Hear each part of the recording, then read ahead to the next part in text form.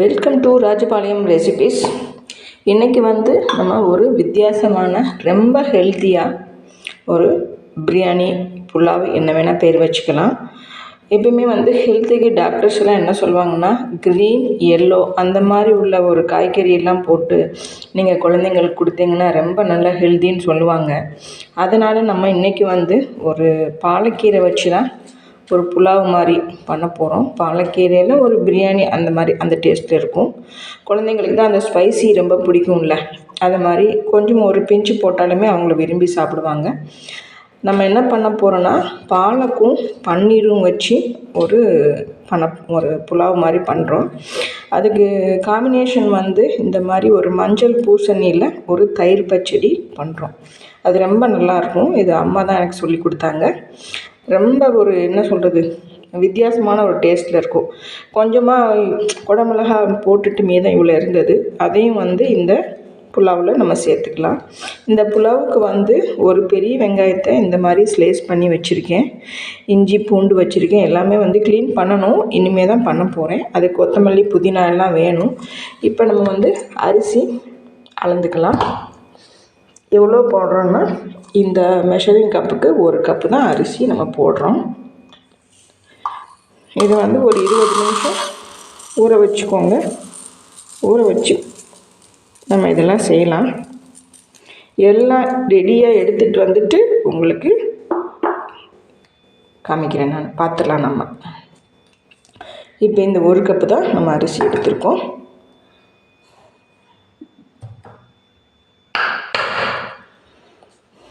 இப்போ எல்லாமே க்ளீன் பண்ணிவிட்டு இந்த பாலக்கீரை எப்படி பண்ணணும், எந்த மாதிரி அந்த கலரெல்லாம் போகாமல் இருக்கணும்னு சொல்லிவிட்டு அந்த டிப்ஸ் எல்லாம் நம்ம கொடுக்க போகிறோம்.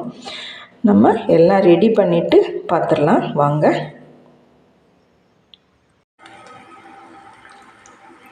இப்போ தண்ணி நல்லா இந்த மாதிரி பப்புள்ஸ் வர மாதிரி கொதிக்க வச்சுக்கோங்க. ரொம்ப கொதிக்க வேண்டாம். கொதிக்க வச்சுட்டு இந்த பாலக்கை ஒரு 4-5 வாட்டி நல்லா இந்த மாதிரி க்ளீன் பண்ணி தண்ணியில் நல்லா அலசிட்டு வந்திருக்கோம். இந்த மாதிரி எடுத்து வச்சுக்கிட்டு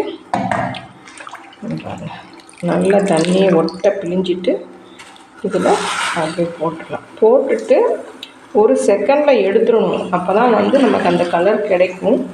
இப்போ பாருங்கள், இந்த மாதிரி போடுறோம்.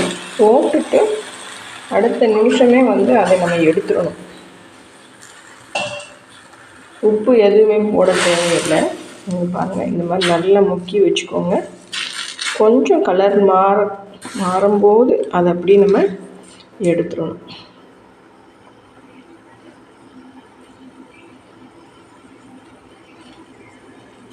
ஏன்னா இந்த மாதிரி பண்ணால் கீரை கொஞ்சம் சாஃப்டாக இருக்கும். அதனால தான் நமக்கு இந்த மாதிரி பண்ணுறோம்.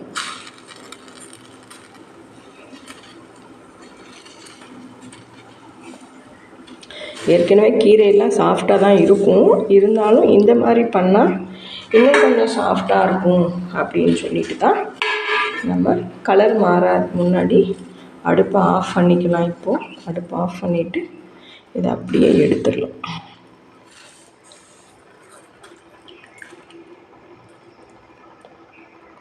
இதில் உப்பு ஒன்றும் போடணும்னு தேவையில்லைங்க.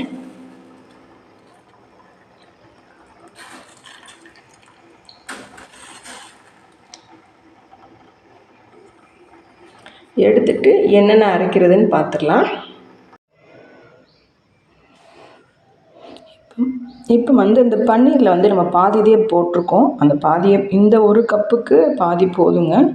இந்த மாதிரி கரெக்டாக குட்டி குட்டியாக க்யூப் மாதிரி கட் பண்ணி வச்சுக்கோங்க.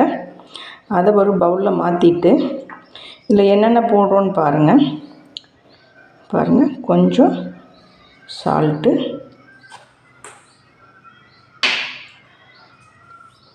இது ஆனியன் ஃப்ளேக்ஸ்ன்னு சொல்லிட்டு முதல்லலாம் நம்ம இங்கே கிடைக்காது. இப்போ எல்லாமே கிடைக்குது. முதல்லாம் ஃப்ரெண்ட்ஸ்கிட்ட சொல்லி துபாயில் அங்கங்கே தான் வாங்கிட்டு இருந்தோம். ஆனால் இது ரொம்ப நல்ல வாசங்க. இது போட்டிங்கன்னு வச்சுக்கோங்களேன், அவ்வளோ ஒரு சூப்பராக இருக்கும். நீங்கள் பாருங்கள், இதை அப்படியே போடுங்க. கொஞ்சம் நல்ல ஸ்பைஸ் சூப்பராக இருக்கும் இது போட்டால். இதோட கொஞ்சம் மஞ்சத்தூள் போடுங்க. சின்னதாக ஒரே ஒரு சிட்டி இங்கே பார்த்தீங்களா, இந்த அளவு போட்டால் போதும். கொஞ்சம் சிகப்பு மிளகாய் பொடி. இந்த காஷ்மீரி சில்லி காலி ஆகிடுச்சு. இது நம்ம வீட்டில் பண்ண சிகப்பு மிளகாய் பொடி தான். அவ்வளோதாங்க. இதை நல்லா இந்த மாதிரி மிக்ஸ் பண்ணிக்கோங்க. கையிலே நல்லா பிசைஞ்சு கொடுங்க போதும். இதை இப்போது நம்ம நல்ல ஒரு கீ போட்டு ஃப்ரை பண்ணி வச்சுக்கலாம். இதுவே இப்போவே ஸ்மெல் அவ்வளோ நல்லா வருது. எதுக்கு இந்த ஸ்மெல்லுன்னா, அந்த ஆனியன் ஃப்ளேக்ஸ் இருக்குது பார்த்தீங்களா, அதுக்கு தான். இது அவ்வளோ ஒரு சூப்பராக இருக்குது. இந்த மாதிரி எடுத்து வச்சுக்கலாம். இந்த பன்னீரை நம்ம பன்னீர் பட்டர் மசாலா நாளைக்கு பண்ண போகிறோம். அதனால் அது வச்சுருக்கேன். இந்த சாதத்துக்கு இது போதும். அதனால தான் நான் இது வச்சுருக்கேன். இப்போது ஸ்டவ் ஆன் பண்ணிக்கோங்க.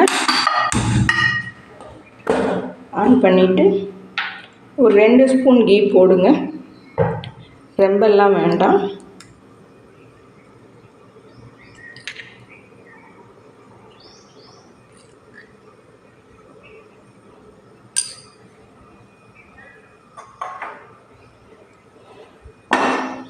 அடுப்பை சிம்லேயே வச்சுக்கோங்க.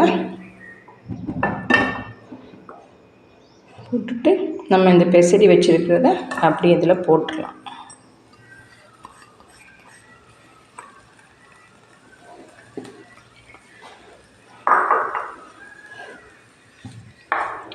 இதை நல்லா கொஞ்சமாக, ரொம்பவும் ஃப்ரை பண்ண தேவையில்லை.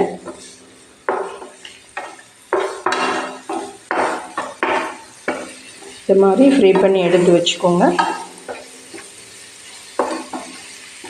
இதெல்லாம் போட்டு அந்த பாலக் பிரியாணி போடும்போது பாலக் பன்னீர் சாப்பிட்ருப்பீங்க. ஆனால் இது கொஞ்சம் வித்தியாசமாக நல்லாயிருக்கும், சூப்பராக இருக்கும்.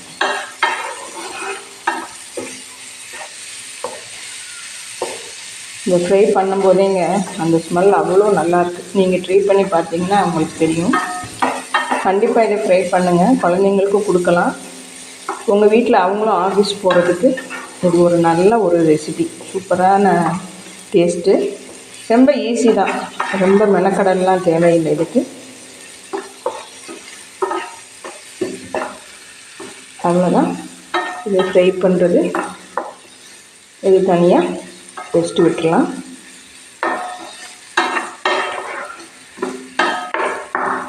இதை நம்ம அந்த சாதத்தோடு கலந்து சாப்பிடும்போது ரொம்ப நல்லாயிருக்கும். குழந்தைங்க விரும்பி சாப்பிடுவாங்க.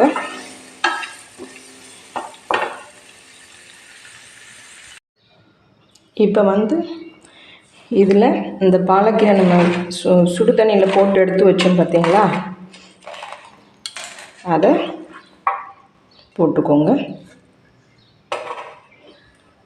அதோட ஒரு துண்டு இஞ்சி, இங்கே பார்த்தீங்களா, இந்த அளவுக்கு இஞ்சி போதும். இது போட்டுக்கோங்க.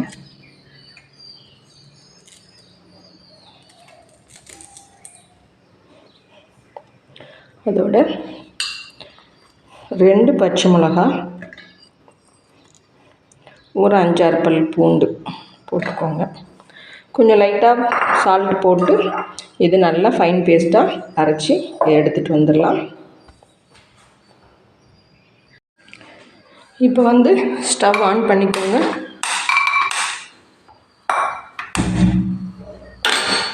ஆன் பண்ணிவிட்டு பாதி நெய் பாதி எண்ணெய் போட்டுக்கலாம்.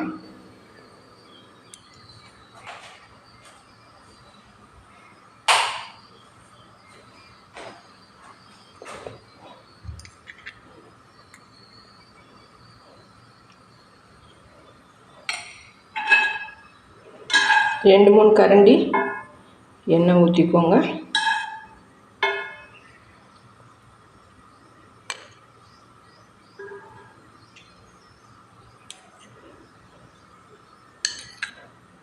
இது கரம் மசாலா, ஹோல் மசாலா போடலாம். ஆனால் நான் இப்போல்லாம் போடுறதே இல்லைங்க. ஏன்னா சரசு ஃபுட்டில் வாங்குறதுலேருந்து அந்த பவுட்ரே லாஸ்ட்டாக ஒரு பிஞ்சு போட்டாலே போதும், அவ்வளோ ஒரு செமையாக இருக்குது. அதனால் நான் இப்போல்லாம் எதுவுமே நான் போடுறதில்ல. இது நல்லா வந்துடுச்சு. இப்போ வெங்காயம் ஒரு பெரிய வெங்காயம் இந்த மாதிரி பெசரி போடுங்க.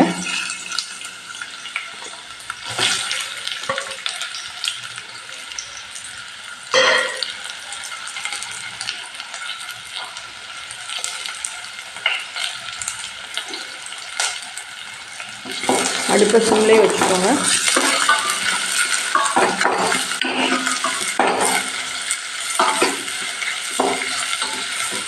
ஏன் கரம் மசாலா அந்த ஏலக்காய் எல்லாம் போடலைன்னா பிள்ளைங்க எடுத்து கீழே தான் போடுறாங்க. அதுக்கு அந்த பவுட்ரு லாஸ்ட்டாக ஒரு பிஞ்சு போட்டோன்னா ரொம்ப சுவையாக இருக்குது. அதனால இப்போ நான் அது போடுறது இல்லைங்க. நமக்கு பண்ணால் நான் போடுவேன். இது குழந்தைங்களுக்கு பண்ணுறதுனால நான் அதை போடலை. கெஸ்ட் எல்லாம் வந்தால் போடுவேன், ஆனால் இப்போ போடலை. இப்போ நல்லா இது இந்த கண்ணாடி பதம் வரைக்கும் வந்தாலே போதுங்க. ரொம்ப வதக்கணும்லாம் ஒன்றும் இல்லை.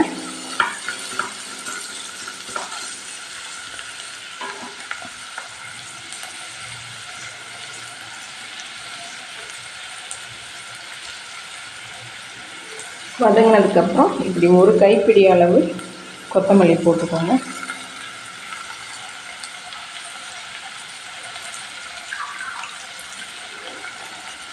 அது மாதிரி ஒரு கைப்பிடி புதினா, நல்லா ஃப்ரெஷ் புதினா போட்டுக்கோங்க.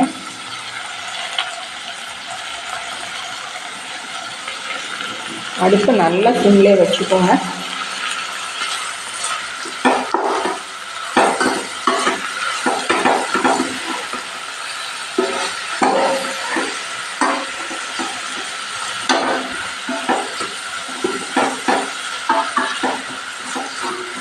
நல்லா வாசமாக இருக்குதுங்க. அப்புறம்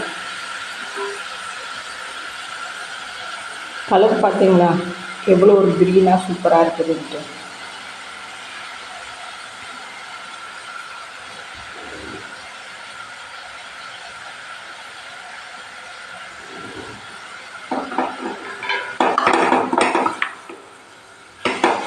போதும், இவ்வளோ வதங்கினாலே போதும். இப்போ நம்ம அந்த பாலக்கெல்லாம் அரைச்சோம் பார்த்தீங்களா, பாலக்கு, பச்சை மிளகா, இஞ்சி, பூண்டு எல்லாம் அரைச்சோம் பார்த்தீங்களா, அதை எடுத்து இந்த மாதிரி போட்டுக்கோங்க.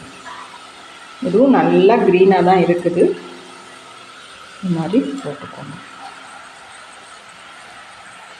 நம்ம இதில் உப்பு போட்டு அரைக்கலை, இப்போ போட்டுக்கலாம்.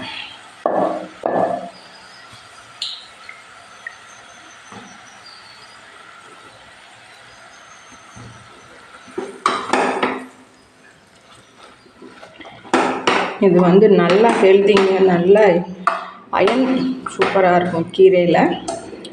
குழந்தைங்களுக்கு தனியாக கொடுத்தா சாப்பிட மாட்டாங்க. நீங்கள் இந்த மாதிரி புலாவ் பண்ணி கொடுத்தீங்கன்னா எல்லா குழந்தைங்களும் சாப்பிட்டு வந்துடுவாங்க. இப்போ இந்த பாஸ்மதி பார்த்திங்கன்னா நல்லா ஊறி சூப்பராக இருக்குது. இதுதான் இப்போ நம்ம போட போகிறோம்.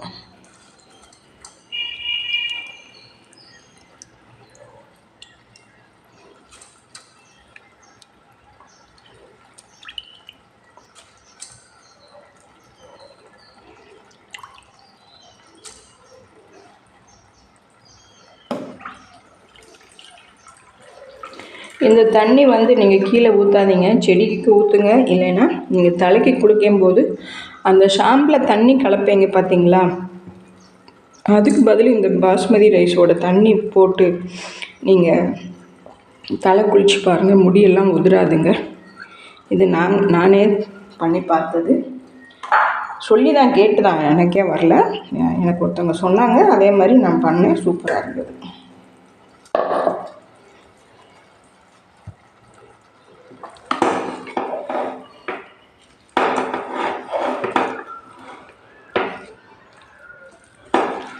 ரொம்பையும் கலக்க வேண்டாம், அதுவாக கொதி வரும்போது சரியாக வந்துடும். பார்த்திங்கன்னா நல்லா நம்ம புதினா சாதம், மல்லி சாதம் பண்ணுற மாதிரி தான் இதுவும் இருக்குது. ஆனால் இது கொஞ்சம் நல்ல வித்தியாசமான டேஸ்ட்டில் இருக்குதுங்க. இதுக்கு 1க்கு 1.5 தண்ணி ஊற்றிக்கலாம்.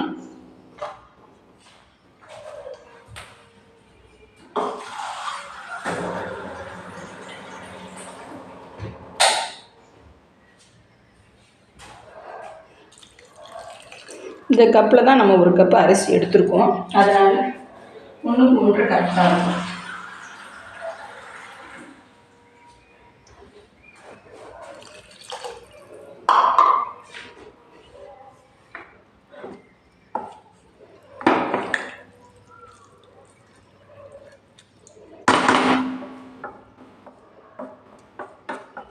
இது கொஞ்சம் 10 நிமிஷம் வேகட்டும், அதுக்கப்புறம் பார்த்துடலாம்.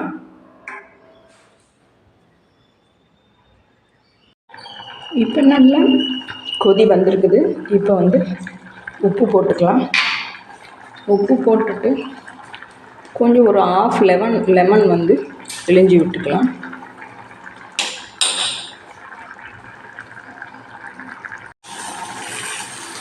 நல்லா கொதிக்க ஆரம்பிச்சிச்சிங்க.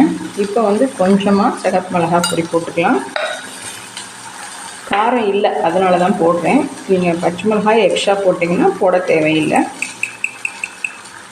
இந்த மாதிரி ஒரு குட்டி ஸ்பூனில் ஒரு பிஞ்சு வந்து சரசு வீட்டில் வாங்கின அந்த பிரியாணி மசாலா, சரசு புத்தாடை வச்சுருக்காங்க பார்த்தீங்களா, அவங்கக்கிட்ட தான் வாங்குறது. அது ரொம்ப ஒரு சமையலே தெரியாதவங்க கூட இந்த ஒரு பொடி போட்டுட்டால் போதும், அவ்வளோ ஒரு டேஸ்ட்டு வந்துடுது அதில். இது பாருங்கள், நல்லா 3/4 பதம் வந்துருச்சு. இன்னும் கொஞ்சம் வேகணும், கொஞ்சம் வேகட்டும், பார்த்துடலாம்.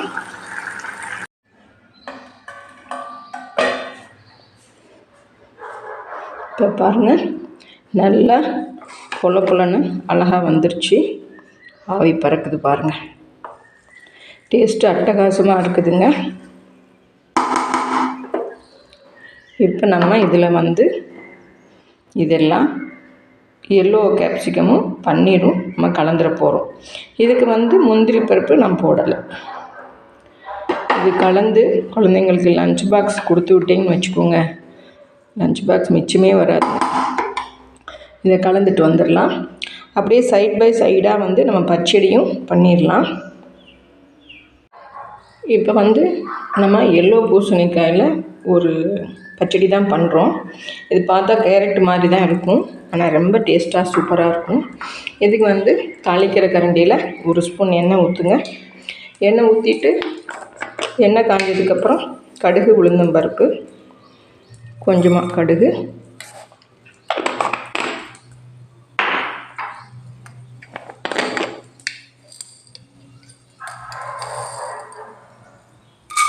உளுந்தம்பருப்பு,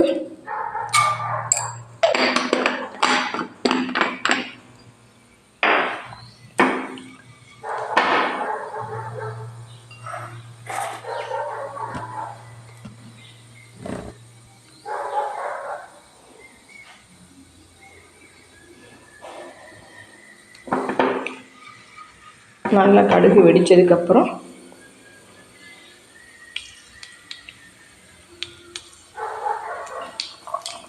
கடுகு வெடிச்சிருச்சு. இந்த வெங்காயம், பச்சை மிளகாய், கருவேப்பிலை எல்லாமே போடுங்க. இந்த பச்சடிக்கு வந்து நான் தாளித்து தான் போடுவேன். இது எல்லாமே வந்து பச்சையாக போடலாம், ஆனால் இதுக்கு வந்து கொஞ்சம் தாளித்து போட்டிங்கன்னா கொஞ்சம் நல்லாயிருக்கும். பார்த்தீங்கன்னா கொஞ்சமாக பெருங்காயப்பொடி ஒரு ஸ்பூன். இதுக்கு மெயினான டேஸ்ட்டு கொடுக்குறதுக்கு ஜீரகத்தை வந்து நம்ம வீட்டிலே நல்லா லைட்டாக வறுத்துட்டு இந்த மாதிரி பொடி பண்ணி வச்சுக்கோங்க. இந்த மாதிரி பச்சடிக்கெல்லாம் சூப்பராக இருக்கும்.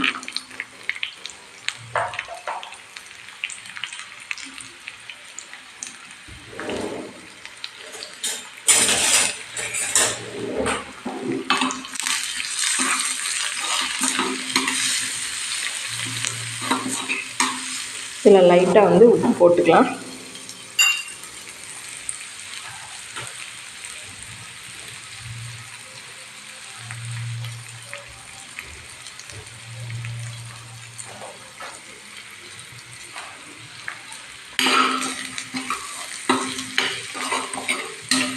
நல்ல வாசங்க, இந்த ஜீரக பொடி வந்து சூப்பர் வாசமாக இருக்குது.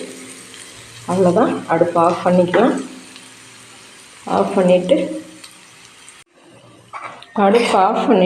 நீங்கள் வந்து இதை இந்த பூசணிக்காயில் கொட்டிடுங்க. சாப்பிடும்போது நீங்கள் தயிர் போட்டுக்கலாம். இப்போயே போட்டிங்கன்னா கொஞ்சம் நீர்த்துரும். அதனால் இதெல்லாம் மட்டும் போட்டுட்டு அப்படி விட்டுருங்க. சாப்பிடும்போது தயிர் கலந்து உப்பு கூட்டி குறைச்சிருந்ததெல்லாம் பார்த்து போட்டுட்டு சாப்பிட்டுக்கலாம். அப்போம்போது நம்ம பார்த்துடலாம். இப்போ நமக்கு பாலக் புலாவும் பூசணிக்காய் பச்சடியும் ரெடி ஆகிடுச்சிங்க. தயிர் பச்சடி இது வந்து கலந்து சாப்பிடும்போது உங்களுக்கு பார்க்கலாம். இப்போ ரெடி ஆகிடுச்சு. இதை நீங்கள் டேஸ்ட் பண்ணி பார்த்தேன் நான். இப்போது ரொம்ப சூப்பராக இருந்தது. ரொம்ப சிம்பிள் தான், ஆனால் வெரி டேஸ்டியாக இருக்குது. குழந்தைங்க கீரை சாப்பிடாத குழந்தைங்க அந்த மாதிரி கலர்ஃபுல்லாக நீங்கள் கொடுத்தீங்கன்னா அவங்களுக்கு கீரைனே தெரியாது, ஆனால் நல்லா சாப்பிட்டு வந்துடுவாங்க. ரொம்ப ஹெல்தி. இது எல்லாமே அயன் உள்ளது தான். இந்த கீரை வந்து ரொம்ப அயன் சத்து. பன்னீர் ரொம்ப கால்சியம். அதாவது டாக்டர்ஸே சொல்லுவாங்க க்ரீன் எல்லோ அந்த மாதிரி உள்ள காய்கறிலாம் சாப்பிட்டா ரொம்ப ஹெல்தி அப்படின்னு சொல்லுவாங்க. அந்த கான்செப்டில் தான் நம்ம இன்றைக்கி வந்து ஒரு பூசணிக்காய் வச்சு ஒரு தயிர் பச்சடியும் இந்த மஞ்சள் குடமிளகாயும் பாலக்கு பன்னீர் எல்லாம் போட்டு ஒரு புலாவும் பண்ணியிருக்கோம். நீங்களும் செஞ்சு பார்த்துட்டு எனக்கு கமெண்ட் பண்ணுங்கள். தேங்க்யூ.